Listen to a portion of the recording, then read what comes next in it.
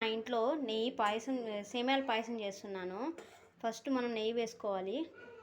నెయ్యి కాగిన తర్వాత ఎండు ద్రాక్ష రెడ్గా వేగేసిన తర్వాత తీసి పక్కన పెట్టేసుకోవాలి. పక్కన పెట్టుకొని సేమియాలు వేసుకోవాలి. సేమియాలు కూడా బాగా వేసుకోవాలి. రెడ్గా వేగేసిన తర్వాత తీసి పక్కన పెట్టేసుకోవాలి. పక్కన పెట్టుకొని సేమియాలు వేసుకోవాలి. సేమియాలు కూడా బాగా వేసుకోవాలి. నేను బ్యాంబినో సేమియా యూజ్ చేస్తాను. బాగా టేస్టీగా ఉంటుంది.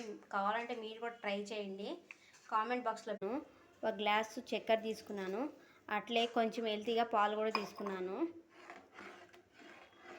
ఒక గ్లాస్ మొత్తం 10 నిమిషాల్లో పాయసం రెడీ.